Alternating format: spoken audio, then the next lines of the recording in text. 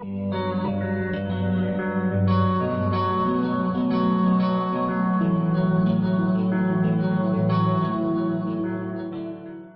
everybody, welcome back. Brand new Take Aim podcast, big deer and even bigger stories. And hey guys, it's Christmas, so I wanted to wish everybody a very Merry Christmas. Hope you get time to enjoy some festivities, some cocktails maybe.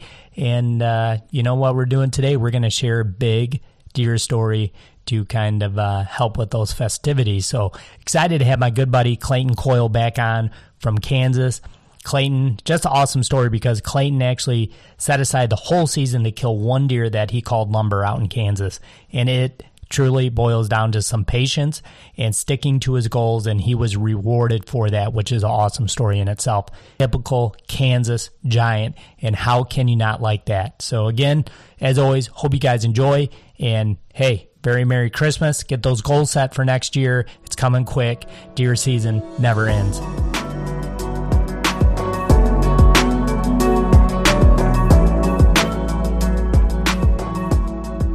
All right, boys and girls, we are live, brand new Take Aim podcast, and excited to get one last show out right before Christmas here. Excited to have my buddy back, Clayton Coyle from Kansas, and what's happening, Clayton?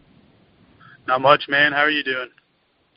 Good, buddy. Glad you could hop back on with me, and excited to talk about this awesome deer you killed named Lumber. Absolutely. It's kind of fun how it's all worked out now. It quickly became real. Yeah, it did. We were just talking about a miracle, and that miracle happened. It's awesome, man. Yeah, I know. It's crazy. It's crazy. I mean, we chatted all through hunting season and whatnot. So, you know, for me, it was kind of neat because literally, like, offline, me and you talked quite a bit about it, and it was neat to follow, you know, everything that happened. And with that said, a lot happened, man. That was a crazy season for this deer for you. So I definitely want to talk about it. And like, I kind of already was working on some of the show notes for the show, and I was like, Clayton, you could legitly rename or nickname this deer to Patience because that's what you needed for this season. Yeah. I call it more of a battle. Me and my buddies call it a battle because just the stuff you got to deal with, man. Chasing one specific deer will just drive you crazy, and it did for sure. So I'm glad it all came together. I went through my ups and downs, and man, I'm just glad to finally get my hands around him.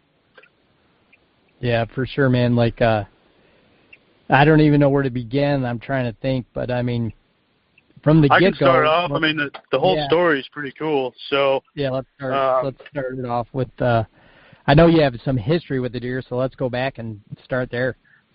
Yeah, so it kind of dates back to last season. I was hunting my cedar tree that everyone knows so well on Instagram because it's literally my hot spot, and it's just one of those spots that's crazy. And we talked about it in the last podcast we did.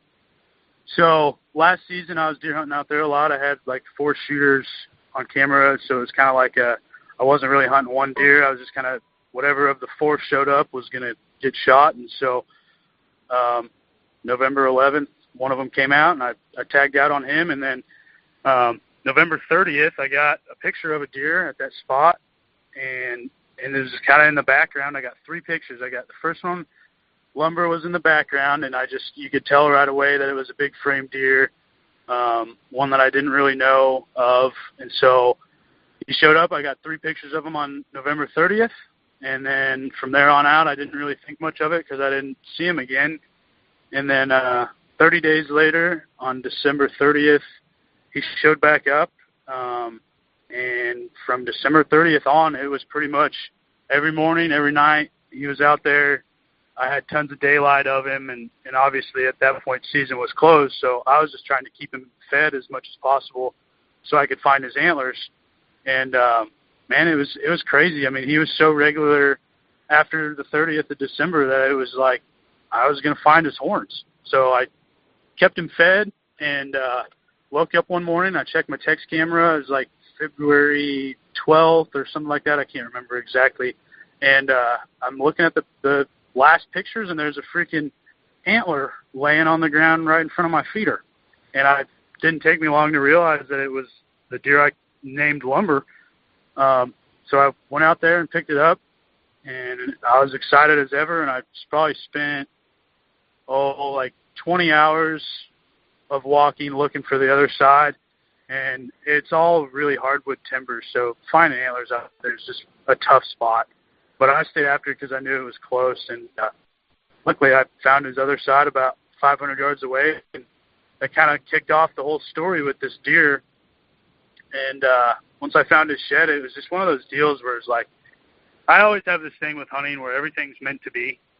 Like, there's always a reason for everything. So when I found his antlers, I was just like, all right, like, this deer is so cool. His frame's awesome. Like, I'm dead set on killing this deer next year if I can get him to show up. So that kind of kickstarted it all off, and I went out there and tried to make my food plot again, which failed miserably. And so it was just kind of up to keeping the feeder full and keeping the does there. And I knew at some point in the season that he was going to show up. But little did I know that October 3rd, he was going to make his first appearance. I don't know what changed. I don't know if he moved in there late season and decided that was going to be his new core area or what, because I was a little blown away that he showed up early October. I wasn't really expecting much until the end of October, the start of November. But he was there. He showed up. He hung out for 3 days or so. I had one day that I got out there and hunted him, and I didn't see him. And then he disappeared for like 2 weeks and showed back up, and I had one good day to hunt again. I have to have a north wind for that cedar, so I was kind of limited. I got out there, I think this was like October 22nd. Sorry, my dates, I'm really bad at remembering dates, but I was out there on my own. Normally I have someone with me to film and whatnot, and I just like hunting with somebody. But I was actually solo, and he came out after some does in the field. He stopped at the tree line and made a scrape where everybody makes a scrape, and then he turned around and I watched him work probably 5 more scrapes up into the woods away from me. And so at that point it was getting dark. I was like, all right, I'm out of here. I know where he's at. So I got down early and left, and then later that night he showed back up, and I didn't spook him or anything. So I didn't get an opportunity at him then. Then he disappeared for a little while again, and November was pretty slow. I hunted with my buddies and my dad and got them all tagged out. And he would show up in November. I think he showed up maybe 3 times, just randomly. So the deer, nothing about the deer made sense. Like he made no sense. He was going wherever he wanted to go. There's no reason for him to be where he was at any particular time. And so and Clayton, a couple days go by. Where normally do you think he goes? Like, I know you run more than one camera in that area, so how far away is he going? Is he living in that area most of the time, wherever he goes? Yeah, so basically kind of what I figured out from finding his sheds is I kind of figured out the route he was taking. And from my feeder to where I found the other shed was probably 500 yards or so. And then from where I found his other shed, you go up and over the hill, and there's this big draw that has a pond in it.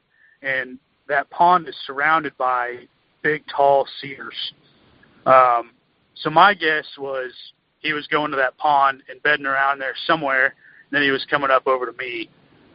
Because, again, there's no crops around the property that I was hunting at. It's all hardwoods, oaks, river bottom stuff, and some grass pastures, which is what I hunt. So he was coming from my feeder, and I'm pretty sure he was just going to that pond. But when he wasn't showing up, like, weeks after weeks, the only thing that makes sense to me is he was just a traveler, man. Like, the property I'm at, it's just a big ridge, basically, like 10 miles long, and I don't think it takes much for them to just kind of hop down and hop over to the next kind of zone. So I don't know if he was just laying down with does and not showing up for a couple weeks, or if he was traveling somewhere else and then coming back to check the does at my area. So he was a really hard to pick out and try to figure it out. And still to this day, I feel like I don't have him figured out. I feel like I just had the right food source that he wanted to be at, and I got lucky. But And obviously it comes down to more than just getting lucky. You work your butt off all summer and season trying to get the opportunity, but he was just such a weird deer to try and figure out his path and where he was going. It was like kind of a mystery. So December or November, I might be wrong. Clayton, so you're breaking up just a little bit, buddy. Am I? Can you hear me now? Yeah, there you go. Okay, so I have to go back because November 22nd was the day that I missed him. So before that, let's just say a week or two, is when I saw him when I was alone by myself, and he never came out in my field. And then, okay. So on November 22nd, he had showed up on the 21st at 6:17 p.m., so that was like an hour after daylight. And so the 22nd, I'd go in there with my cousin. We get in the stand about 1:30-ish, and it wasn't like really cold. It was like 50s and pretty windy, so I was just kind of banking on a later movement. Well, sitting there, and for some reason, it's like something taps on your shoulder and says, "Hey, look up." I don't know if you've ever had that, but I just got this sense that I needed to look up to my right, and I looked up to my right, and at 3 o'clock, broad daylight, no deer out in the field, here comes Lumber. And it was like the most chaotic thing because I was sitting there waiting for 5 o'clock for a deer to come out, and here it is, 3 o'clock. I've been in the stand for an hour, and 180-inch whitetails freaking coming to me. Clayton, that day, do you remember what it was? Did you say it was 50? Was it also a high-pressure day? I don't really remember. I try to pay attention to all that stuff, but what it comes down to with me is if I have the right opportunity to go be in my tree, I'm just going to be in it. So I don't really know what the pressure was doing. I know it was just like a regular day. It wasn't anything to be excited about, but it was November. Okay, yeah. So I don't really know I don't remember if it was high pressure or low pressure, but I remember it wasn't really a day to be like super excited about. But it was November, so I was out there. So here he comes out at 3 p.m., like broad daylight, no deer in the field. He was the first deer I saw, and I didn't have my decoy out. Normally I always have a decoy out, and I was so nervous about Lumber being so weird and fidgety with showing up randomly that I didn't want to like put a decoy out and spook him for any reason. So he comes out. Obviously he's cruising, looking for does. I hit him with the Primos can. He doesn't really care. I hit him with a few grunts. He doesn't really care. Now he's at 55 yards. I'm ranging him, and sure, I could shoot 55 yards. I'm a really good shot with a bow, but a deer of that magnitude, and he wasn't spooked, and it was 3 p.m., and it was the rut. I mean, there's all these things stacked up against me where I was like, I can't take a shot at this deer at 55 yards. Like, there's just no way. I'm not comfortable with it. So came to 55. And at this point, he was kind of like alerted with my grunting. Like the way he could see, like I'm in the middle of a cut grass field in this cedar tree. So he could see like where I was grunting from. So he kind of knew that there wasn't a buck there. He doesn't really know what was going on. So he started heading to the tree line. And when he got to the tree line, I looked to my right, and there is a 3-year-old 8-pointer all postured up at 10 yards, like coming into my tree, like to my grunting, I'm assuming. And so that little buck's postured up under my tree, and I look back up. I thought Lumber had left. I look back up. Lumber's all postured up, freaking coming to this little buck that's at 10 yards in front of my stand. So I'm like, okay, like here we go. I'm going to get an opportunity. Like it's about to go down. And I had ranged him at 55 before he walked to the tree line. And what I did was I put my rangefinder. I have a bino harness pack that has my rangefinder and my binos in it. And I put my rangefinder, after I ranged him at 55, I freaking put it in my backpack instead of back in my bino harness. So when he came back out, I was fidgeting around trying to find my rangefinder to get a range on him. And I just didn't have time. He was there. I had to draw back. So I guessed him at 35. I had my pin on 30, my slider pin. I have a single pin. I had it on 30. I held a touch high and shot, and I don't know if I wasn't like set down on my peep enough, or if who knows what happens, but I shot right over his back at 35, and dude, that was like terrible feeling, like God, like you just wait all year, you work your butt off, and it freaking comes in at 35 yards and you miss him. Like, it was just terrible. Horrible feeling. Oh, it was bad, man. You're going through your head like, it's over. He's spooked. He's not coming back. Blah blah blah. So I'm kicking myself around, and I go back home. I'm like watching my camera, waiting for him to show up. At night, he did not show up. So I was a little discouraged. What was his reaction after you shot, Clayton? I have it on video. So I shot over his back. It was kind of windy, and he was already kind of on edge about the grunting that I was doing. So I don't know. I mean, in the video, he takes off really bad, but he only runs about 100 yards and then stops at the tree line and kind of whips his head around, and he's looking, and then he just kind of goes in the woods and fades away. And I didn't think he was too spooked, but he obviously knew something just went whizzing by him. Right. So he didn't show up that night. The next night he shows up, and it's like right after dark again. I'm like, okay, like I'm back in the game, like we're good to go. And then I looked at the weather, and for like the next 15 days I had south winds, dude, and I was just like, I'm never going to get an opportunity to get back in that tree. And so I just waited it out, and I had one day that went north, and it happened to be northeast, which is the best wind I could have for that spot. And man, do you remember how many north winds you said 15, but do you remember how many it was before you got that south? I mean, that from the south to the north. I apologize. I don't. So I killed him. Man, it's kind of scary how I don't remember when I killed him. I think I killed him on the 2nd of December. So from the 22nd to then, so 10 days or so. So you had a good, 10, 11 days. Yeah, of just kicking myself around, trying to figure out how I could kill this deer. Finally got the northeast wind, and I hit up everybody to see who wanted to go, because it was just one of those deals that I knew he was going to come out. Like it was just the right day. Like you could just feel it.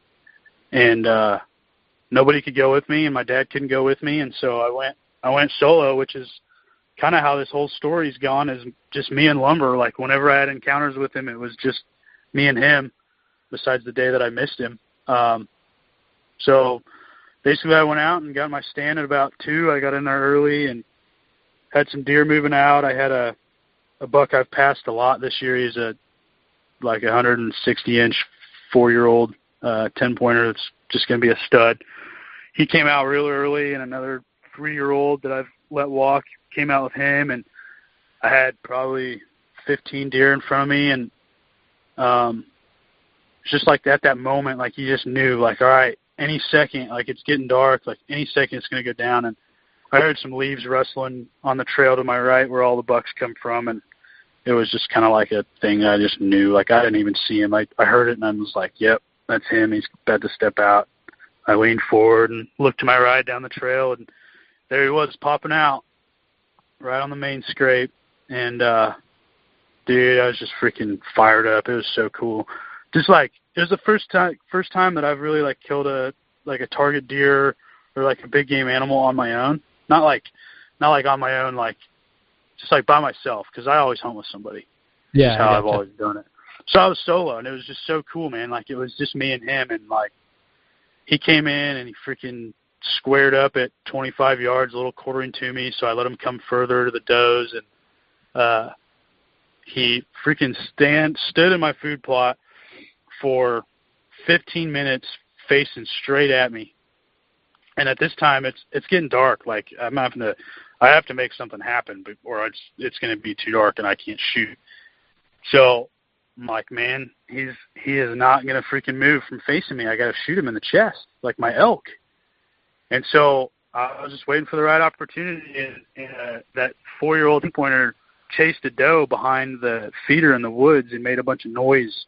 And so Lumber lifts his head up and whips his head all the way back, still facing me, but whipped his head all the way around.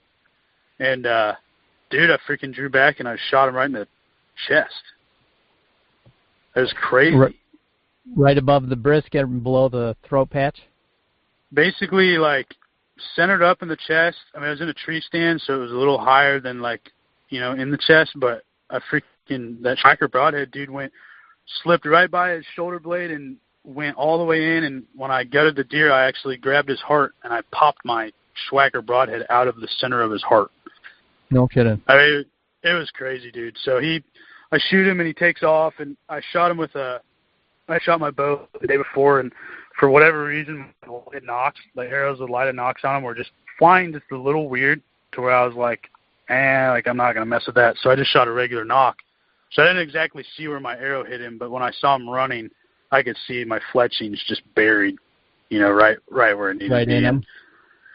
Yeah, and he got behind a branch where I couldn't see into the corner of this field, and everything went silent. You could hear leaves kicking, and I just delivered, man. It was just one of those feelings like you weren't sure because it was kind of a sketchy shot, but you know that sound when a buck falls over and those leaves are kicking like a bunch of turkeys scratching around. It's not like a deer taking off through the woods. So yeah, I was pretty excited, man.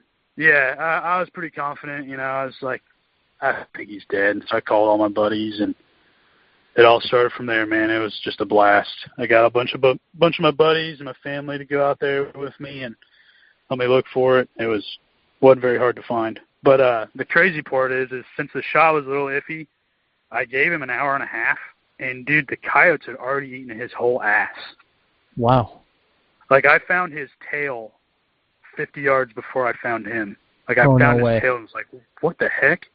Yeah, and the coyotes had already got to him, so that was kind of wild. That is wild, yeah. You got something to look forward to this winter. So at this time, this year, I should say, Clayton, what did you estimate him to be? 5.5, 6.5-year-old buck? So as this story kind of got more real with him and being like a regular, like I could get some history on him, I started looking back through pictures, and I have a picture of a deer, which is funny because I'm almost 100% sure it's him now. I had a deer 3 years ago that just kind of showed up every once in a while at that spot. It was like a 140-inch 10-pointer, like a good deer, some good genetics. And I'm pretty sure that's him because he acted the same. The antlers look pretty similar, but I would guess him at 3 then. I just don't have enough pictures of him to really be like, okay, like that's for sure him. Sure. But yeah. It's what makes sense. So I'm thinking it's hard to believe that he's 5 because, dude, his body and his head was just so giant, like biggest body deer I've seen in a long time. I'm going to guess him at 6. 6.5, huh? Last year, the set of sheds I have, he was 5, and then the year before that, he was 4. Gotcha. So awesome, though. Super awesome. Yeah, and man. And it's awesome, too, that, even without the lighted knock, that you got to see those fletchings buried, because when we both know, when you see that fletching buried like that, it's kind of money, and you can almost take a breath, almost take that breather. Like, I think what just happened really happened.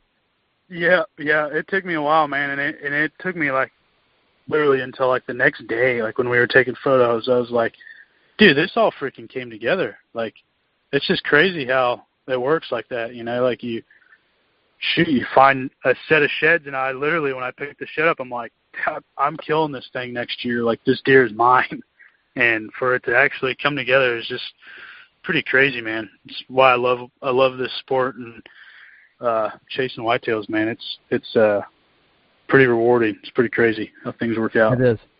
It's the best, man. And really cool too that, like, what you're saying, I totally validate that Clayton's telling the truth about. Like, he literally set aside for this whole season for that deer. I mean, we talked like well before really the season even got going, and you were really hunting that hard, Clayton, and I knew that who you were going after. So it's amazing that it went the whole season. And one thing I wanted to mention too that we kind of forgot to mention is wasn't there one evening you had, maybe he wasn't in the field, but didn't you get busted by some dogs, like some neighboring dogs? Oh yeah, that's where the phrase that I call the battle comes in. I mean, I had 3 3 sits in a row out at that place where I had these freaking 2 dogs come in. And the third time I was so pissed off that I freaking followed the dogs back to their house and talked to the owners. And I was nice, like, I get it. I have a dog too, I understand. But I was like, hey, like, I just want to let you guys know I'm hunting back there, and I keep getting pictures of your dogs, and every time I'm hunting, your dogs keep coming around my deer off. And they were super nice about it, and I really didn't have much of a problem. I still get pictures of them about once a month. But there was that, and then there's just all sorts of stuff. There's my cameras getting stolen, and you just never know what all can happen. I didn't get a camera stolen hunting lumber, but there's just all sorts of stuff that comes into play, like that just is a battle, man. Yeah, it's always a battle. Yeah, there is always the dogs suck. I hate the dogs. That sucks. Yeah, but I had the crazy 2 thing hunts is, this year. Same thing with dogs. Yeah, it's terrible. You want to shoot them, but I can't. I could never do that. No, I couldn't either. I mean, it's not their fault. You know what I mean? No, it's not at all. No, it's not. But nonetheless, makes you really mad. It does piss you off. Dude, it's like the icing on the cake. Like, come on. So yeah, it's always a battle, man, one way or the other. But I love it. Yeah, it is. I'm addicted for sure, to it, man. It's a bad addiction I got. Yeah, I love it too. It's nonstop. I'm thinking already of. I still have some time left to finish out bow season, even here in Ohio, and already thinking of. You know how it is, Clayton. It just runs. I'm thinking already of next year and what can be done and what can be done different. And it never ends. But yep.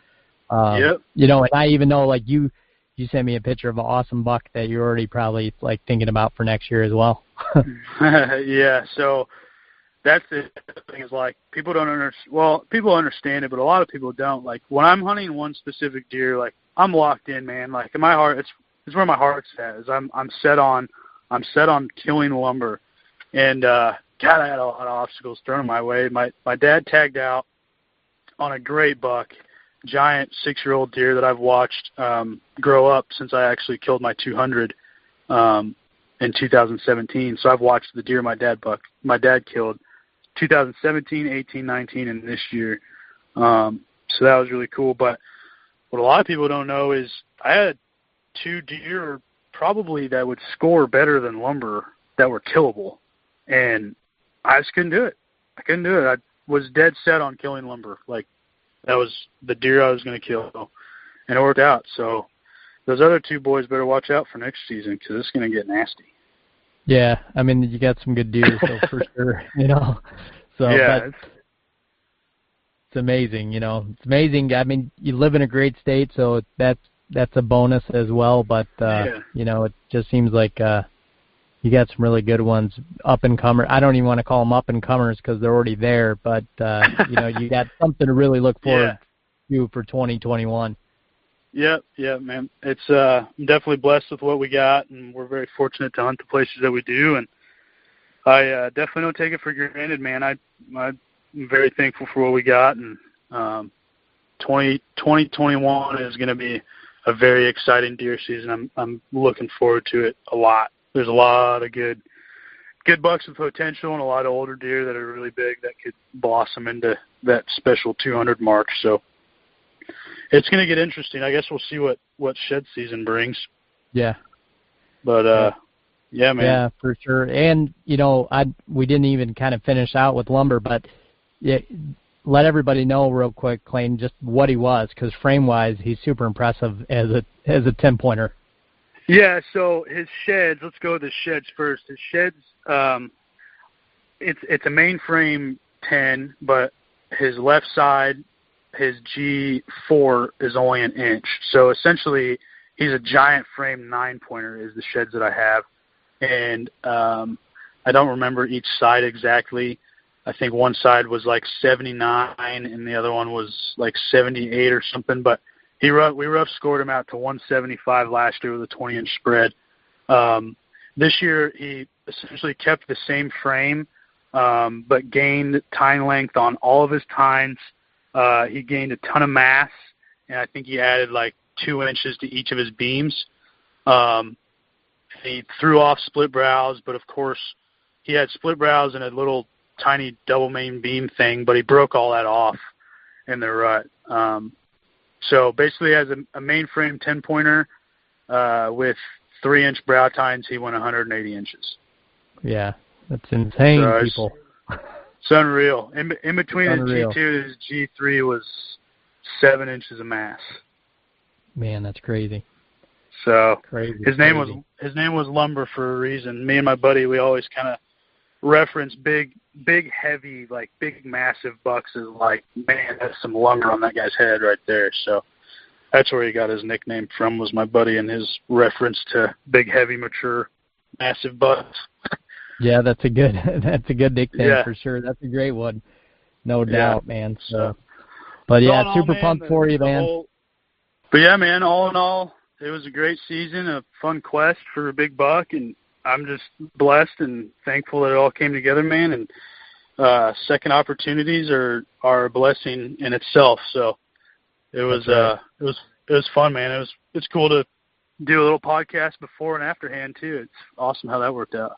Yeah, it truly is. You know, it gives a lot to the story, and everybody can go back and reference that podcast, and you'll see it a couple 5 or 6 shows down from the top. But, you know, super excited that me and Clayton got to do that and kind of take part and, you know, finish it off with, you know, an awesome hunt and awesome deer. So that's unreal. Yeah, man. It's fun stuff. Glad we get to do this. Yeah, me too. So, but obviously Clayton will get back together, and I'm sure we'll be talking about it again, and hopefully we'll get together and maybe this spring do some turkey hunt and do something fun. Yeah, man. That'd be great. Sounds good, buddy. Well, we'll catch back up. Yeah, I wouldn't mind that, coming out and let's do some shed hunting somewhere. That'd be fun. Man. So, but thanks, Clayton, and let everybody know where they can find you at and all that good stuff. Yeah, man. Thanks to you for having me on here. If you guys want to keep up with me and my adventures, I'm mainly just on Instagram at Coil Productions. I'd love for your follow, and I try to stay pretty active on there, but I got a life as well. So that's all, man. I appreciate you having me on. Yeah, absolutely, man. Look forward to doing it again. And everybody, as you know, you can find us every week, Outdoor Podcast Channel, Unfiltered Outdoor app, and now on Amazon Music, iTunes as well. But this week, guys, make sure to use the code Christmas20 at checkout for HuntStand to upgrade to the Pro version. It's only good, obviously, for this week, but make sure to use the code Christmas20. And Clayton, we'll see you again real soon. Sounds good, man. Look forward to it.